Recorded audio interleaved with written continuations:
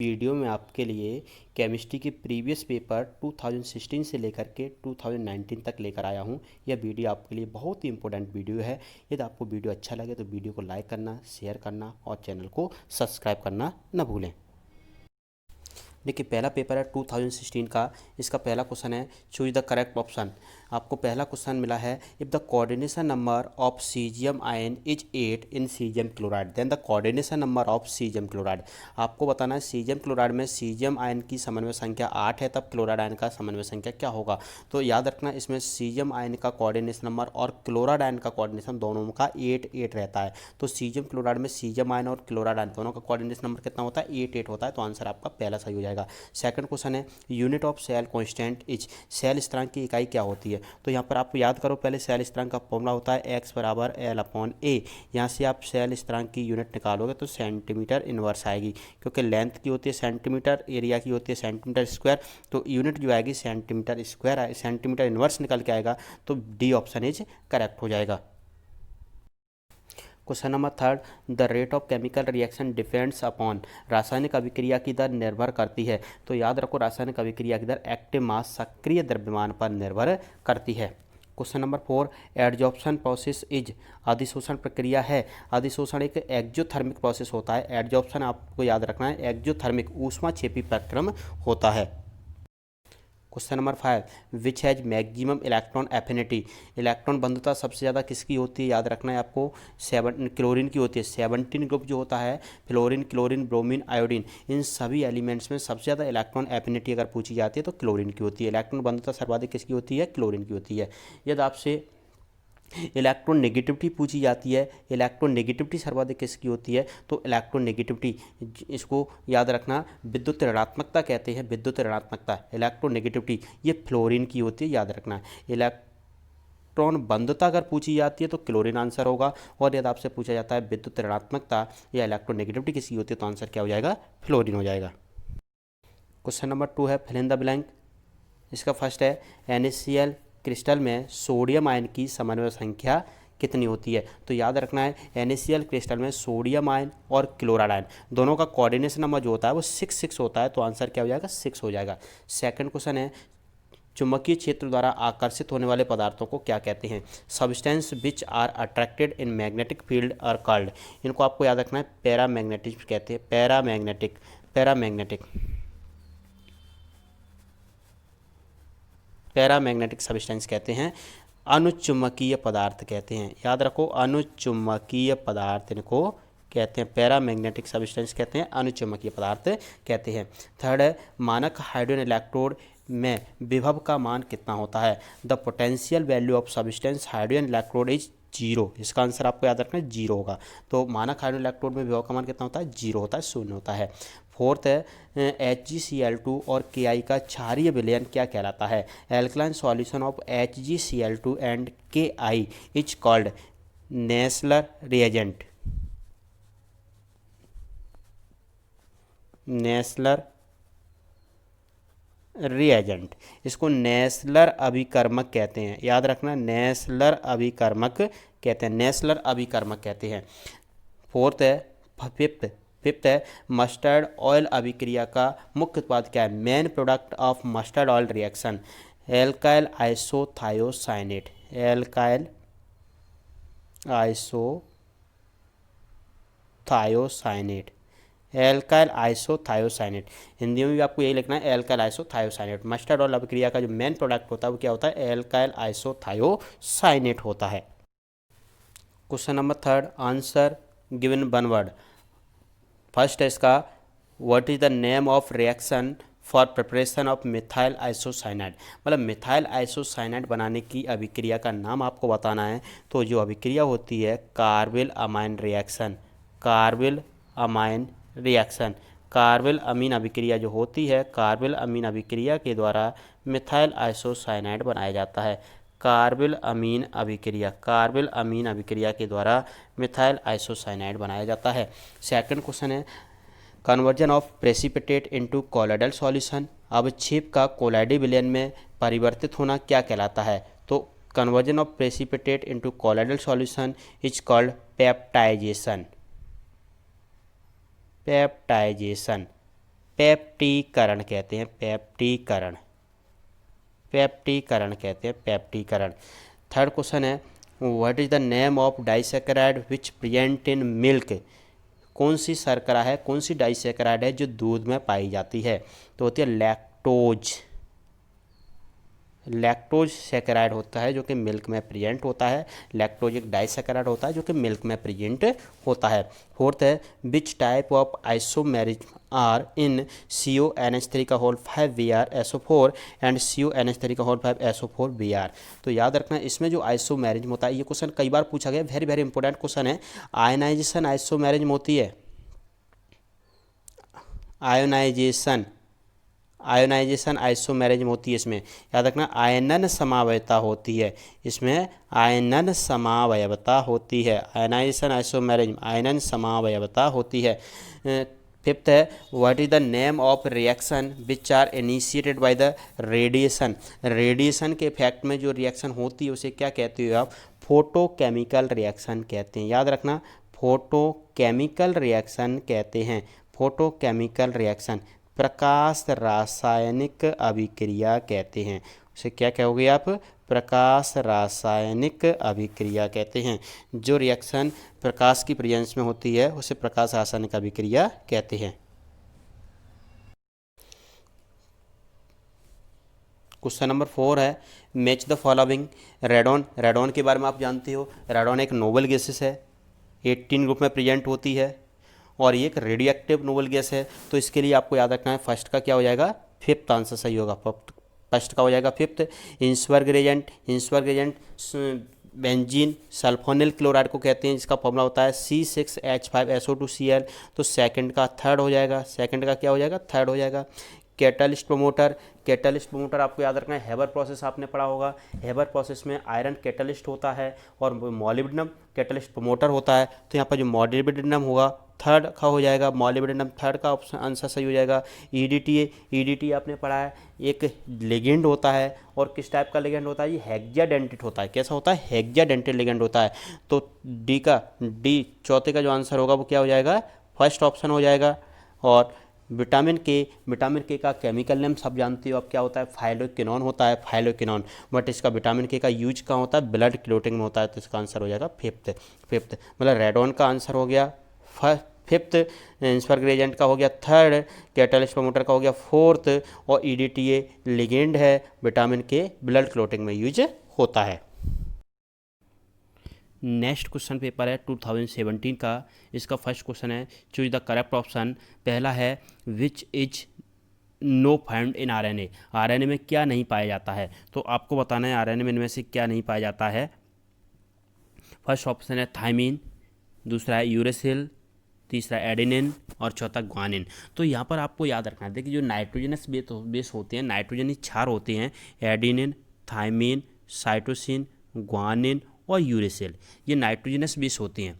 इनमें से डीएनए में कौन कौन से पाए जाते हैं और आरएनए में कौन कौन से पाए जाते हैं, ये आपको याद रखना है। तो डीएनए में जो नाइट्रोजनस बेस होते हैं ये स्टार्टिंग के 4 एडेनिन, थायमीन, साइटोसिन और ग्वानिन प्रेजेंट होते हैं। ये डीएनए में प्रेजेंट होते हैं, याद रखना डीएनए में एडेनिन, थायमीन, साइटोसिन और ग्वानिन पाए जाते हैं। बट आरएनए में आपको याद रखना है थायमीन की जगह पर, आयनिन में थायमीन की जगह पर यूरेसिल पाया जाता है। मतलब इसमें थायमीन नहीं पाया जाता है। आरएनए में क्या नहीं पाया जाता? थायमीन नहीं पाया जाता है। और डीएनए में अगर पूछे क्या नहीं पाया जाता तो उसमें यूरेसिल नहीं पाया जाता है। तो यहाँ पर आपको याद रखना है आरएनए में थायमीन नहीं पाया जाता है, ये ऑप्शन सही हो जाएगा, ये ऑप्शन इज करेक्ट। सेकंड है which noble gas does not octet complete. ऐसी कौन सी अक्रिय गैस है जिसका अष्टक पूर्ण नहीं होता है? तो याद रखना हीलियम, हीलियम एक ऐसी मात्र गैस है जिसका ऑक्टेट कंप्लीट नहीं होता है, क्योंकि इसके पास ओनली 2 इलेक्ट्रॉन्स होते हैं। तो इसके आउटर मोस्ट शेल में कभी भी 8 इलेक्ट्रॉन कंप्लीट नहीं हो पाते हैं, तो इसका ऑक्टेट कंप्लीट नहीं होता है। थर्ड विच हैलोजन सब्लिमेट्स, कौन सा हैलोजन है जो ऊर्ध्वपातित होता है? देखिए ऊर्ध्वपातन आपने पढ़ा होगा विच सब्सटेंस जो सॉलिड से लिक्विड में परिवर्तित हुए बिना गैस में परिवर्तित हो जाते हैं। सॉलिड से डायरेक्ट गैस में परिवर्तित होते हैं, उनको अपन क्या कहते हैं? उस प्रोसेस को ऊर्ध्वपातन कहते हैं। बट इसमें आयोडीन एक ऐसा हैलोजन एलिमेंट्स है जो ऊर्ध्वपातित होता है, सब्लिमेट्स शो करता है। तो याद रखना इसका आंसर क्या होगा? Iodine. For increasing of electroconductivity in a solid crystal mixing of impurity is known as. कोई क्रिस्टल है आपके पास, उसमें आप चालकता को इंक्रीज करने के लिए अशुद्धि मिला रहे हो, तब इस प्रक्रिया को डोपिंग कहते हैं, याद रखना डोपिंग। किसी क्रिस्टल में चालकता को इंक्रीज करने के लिए जो इम्प्योरिटी मिक्स करते हैं तो उस प्रक्रिया को क्या कहते हैं, डोपिंग कहते हैं, doping. 5 formula of unit cell density is. Unit cell के घनत्व का सूत्र क्या है? तो यूनिट सेल के घनत्व का जो फार्मूला होता है Z into m upon a cube into n zero, या एन ए भी यहाँ पर लिखा हो सकता है, तो आपको याद रखना है फर्स्ट ऑप्शन इज करेक्ट।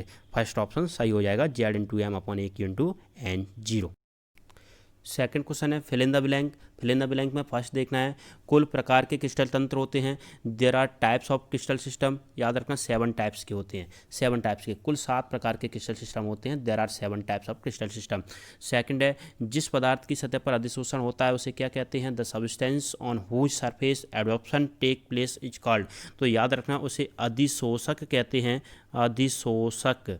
उस पदार्थ को अधिशोषक कहते हैं जिस पर अधिशोषण होता है, एडजॉर्बेंट कहते हैं, याद रखना एडजॉर्बेंट, उसे एडजॉर्बेंट कहते हैं, एडजॉर्बेंट।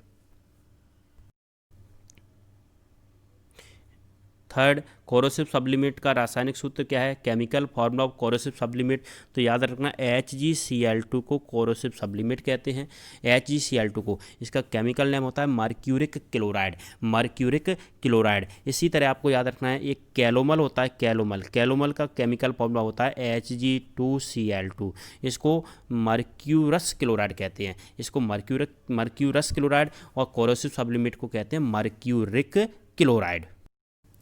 फोर्थ उत्कृष्ट गैसों का चुंबकीय गुण कैसा होता है? Magnetic property of noble gases, इसका याद रखना है आपको प्रतिचुंबकीय होता है। कैसा होता है? प्रतिचुंबकीय।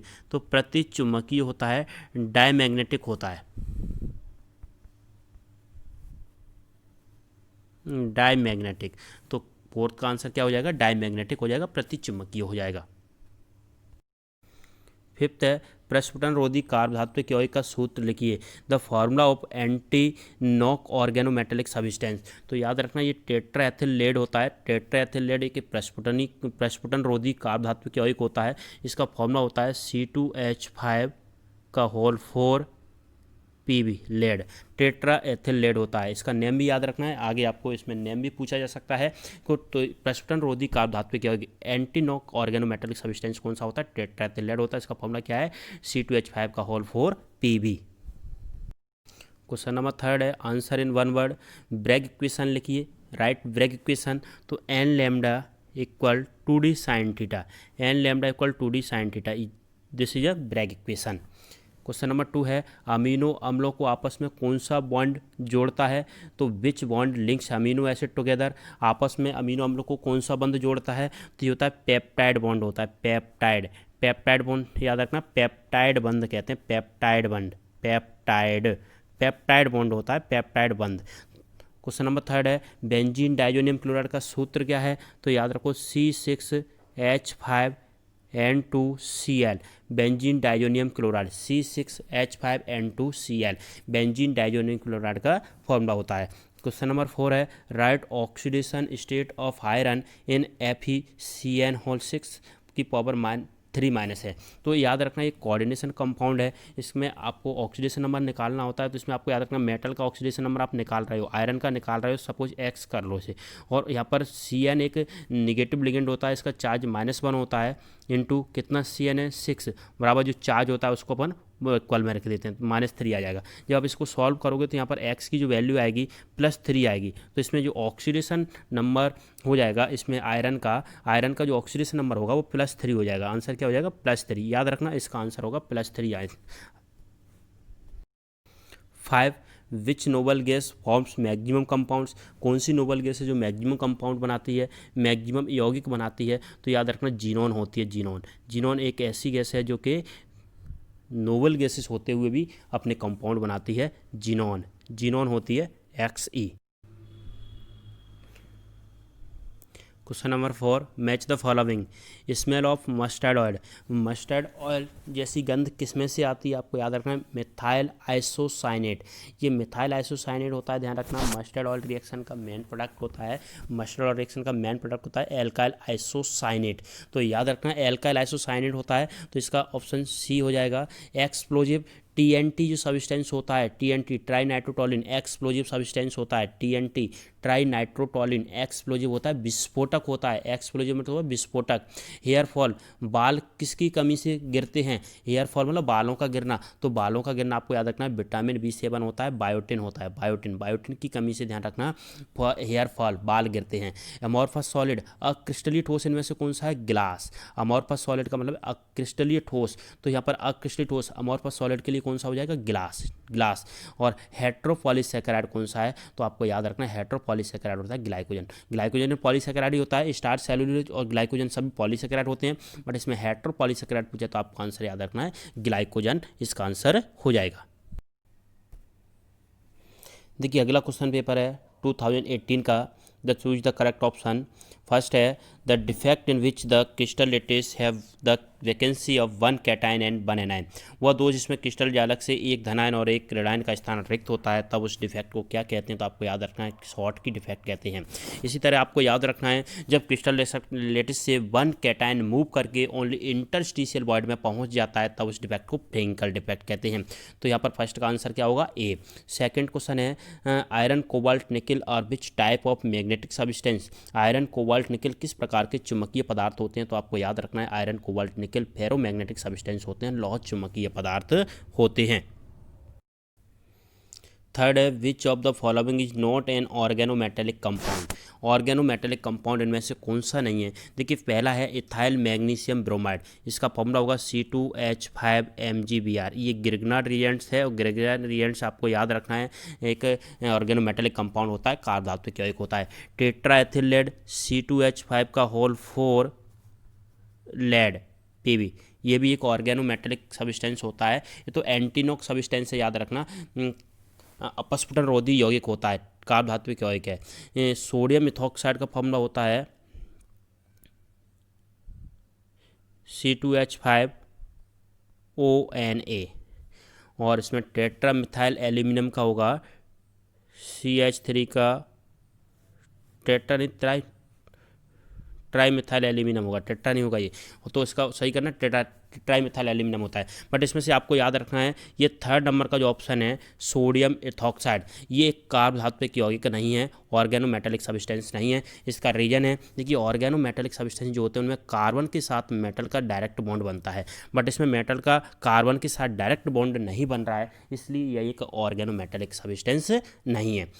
फोर्थ है विच इज नॉट ग्लिसराइड, इनमें से कौन सा ग्लिसरॉइड नहीं है, तो आपको याद रखना है सॉफ जो होता है, साबुन जो होता है, ग्लिसरॉइड नहीं होता है। फिफ्थ है which hydride is found in liquid state, कौन सा हाइड्राइड है जो लिक्विड स्टेट में प्रेजेंट होता है, आपको याद रखना है हाइड्रोजन फ्लोराइड एक ऐसा हाइड्राइड है जो कि लिक्विड फेज में प्रेजेंट होता है। आप जानते हो फ्लोरीन, ऑक्सीजन और नाइट्रोजन, ये तीनों जब हाइड्रोजन के साथ कनेक्ट होते हैं तो हाइड्रोजन बॉन्ड बना लेते हैं, जिसकी वजह से ये लिक्विड फेज में रहते हैं। तो यहाँ पर फ्लोरीन हाइड्रोजन के साथ जुड़ करके हाइड्रोजन बॉन्ड बनाता है, इसलिए अपन कह सकते हैं इसमें हाइड्रोजन बॉन्ड की वजह से लिक्विड फेज में प्रेजेंट होता है। क्वेश्चन नंबर 2 है fill in the blank. First, किसी तत्व या यौगिक में अशुद्धि की अल्प मात्रा मिलाने की क्रिया क्या कहलाती है। The process of adding minute amount of impurities in a element of compound is called. तो याद रखना ये अभी थोड़ी देर पहले इससे पिछले पेपर में भी था कि किसी तत्व यौगिक में अशुद्धि मिलाने की जो प्रोसेस होती है इसे डोपिंग कहते हैं, डोपिंग।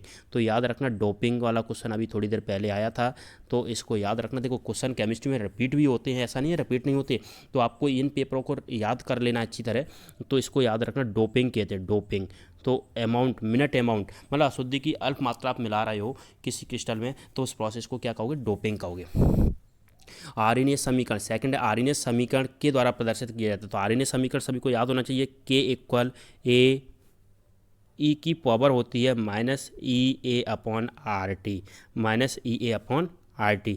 इससे आरएनएस इक्वेशन कहते हैं, RNS equation.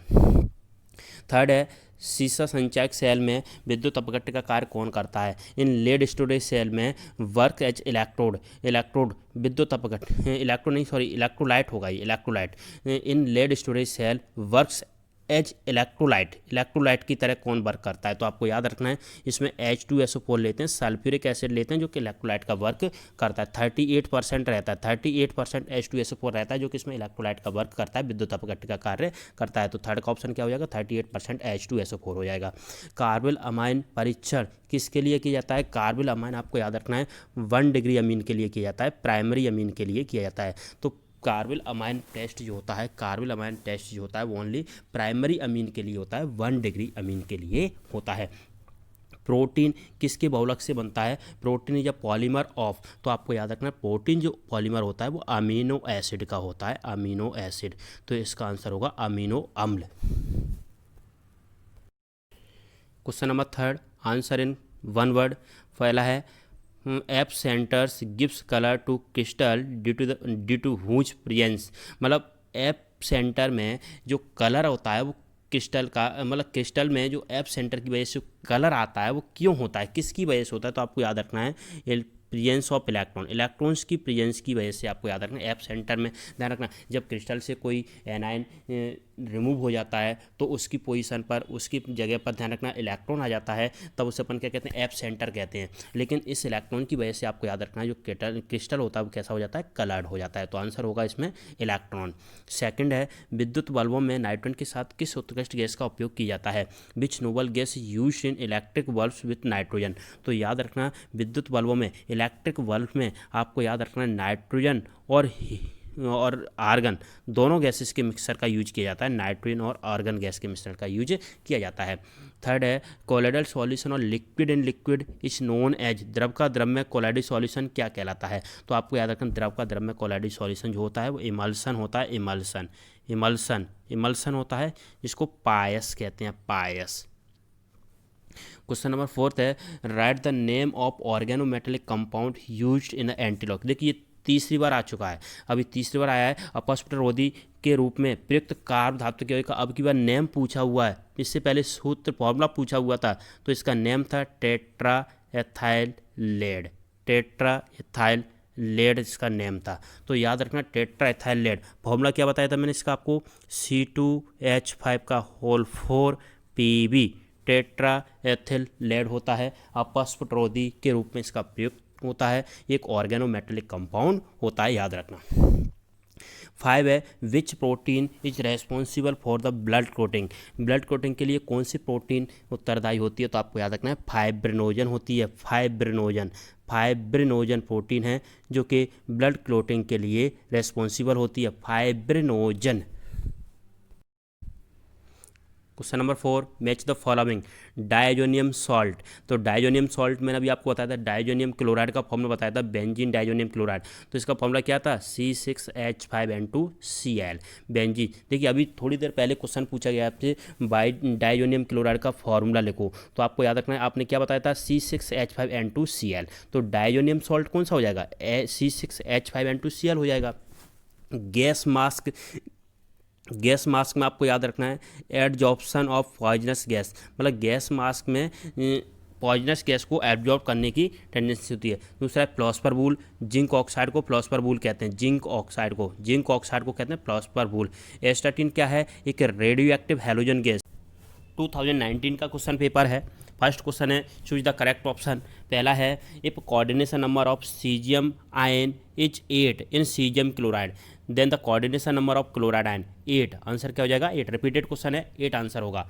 Second in the adsorption process of acetic acid in activated charcoal, acetic acid is, आपको बताना है। देखिए एक चारकोल का टुकड़ा है आपके पास, इसने एसिटिक एसिड को एब्जॉर्ब किया गया है, तो चारकोल के टुकड़े के द्वारा एसिटिक एसिड को एब्जॉर्ब किया जा रहा है। तो याद रखना किसकी सरफेस पर एब्जॉर्प्शन प्रोसेस हो रही है? चारकोल की पे। तो जिसकी सरफेस पर एब्जॉर्प्शन प्रोसेस होती है उसे कहते हैं एब्जॉर्बेंट कहते हैं, अधिशोषक कहते हैं।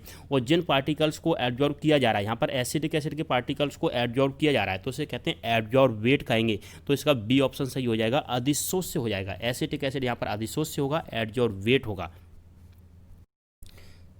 थर्ड है carbon dioxide is released on heating limestone और in the metallurgy this is called. मतलब आपने ध्यान रखना, लाइमस्टोन CaCO3 को आपने हीट किया, हीट करने से इसमें से CO2 गैस रिलीज हो रही है। इस प्रोसेस को क्या कहते हैं? तो इसमें आपको याद रखना, इस प्रोसेस को कैल्सिनेशन कहते हैं, निस्तापन कहते हैं। क्या कहते हैं? निस्तापन कहते हैं। फोर्थ है the isocyanate test given by. देखिए अभी आइसोसाइनेट टेस्ट से पहले हमने एक क्वेश्चन इससे पहले वाले पेपर में पढ़ा था, carbylamine test given by. तो याद रखना, कार्बल अमाइन टेस्ट पूछा जाए या आपसे आइसोसाइनेट टेस्ट पूछा जाए, याद रखना प्राइमरी अमाइन के लिए होता है। कार्बल अमाइन टेस्ट को ही आइसोसाइनेट टेस्ट भी कहते हैं और ये ओनली प्राइमरी अमीन के लिए किया जाता है। देखिए इससे पहले वाले क्वेश्चन में एक ये भी आया था, the disaccharide present in milk. मतलब कौन सा डाइसैकेराइड जो मिल्क में प्रेजेंट होता है? तो आपको याद रखना लैक्टोज एक डाइसैकेराइड है जो कि मिल्क में प्रेजेंट होता है। क्वेश्चन 2 है फिल इन द ब्लैंक। पिघली अवस्था में सोडियम क्लोराइड के विद्युत का सुचालक होने का कारण क्या है? Are the reason for the electrical conductance for the sodium chloride in molten state. तो इसका आंसर आपको याद रखना है फ्री आयंस। फ्री आयंस होते हैं स्वतंत्र आयन। स्वतंत्र आयन इसका आंसर हो जाएगा, स्वतंत्र आयन। ठीक है। सेकंड है कैल्कोपायराइट धातु का अयस्क है। तो जो कैल्कोपायराइट होता है कॉपर धातु का अयस्क होता है, याद रखना कॉपर आंसर हो जाएगा, कॉपर।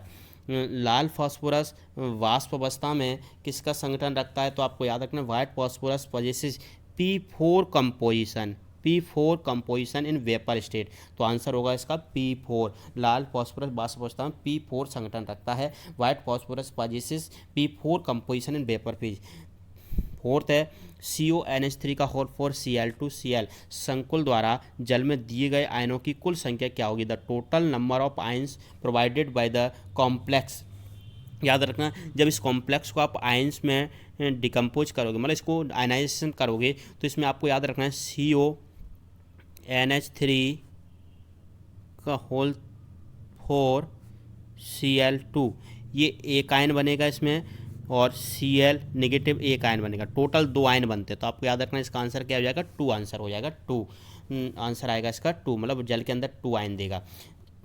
फिफ्थ है ऑर्लॉन में एक अलग होता है। मतलब ऑर्लॉन में आपको बताना है मोनोमर यूनिट क्या होती है। ऑर्लॉन, ऑर्लॉन है, ये ऑर्लॉन लिखा हुआ है। तो ऑर्लॉन में आपको याद रखना है जो मोनोमर यूनिट होती है एक्रिलोनाइट्राइल होती है, एक्रिलोनाइट्राइल, एक्रिलोनाइट्राइल होती है, एक्रिलोनाइट्राइल। ऑर्लॉन को अदर नेम में PAN भी कहते हैं, परोक्स।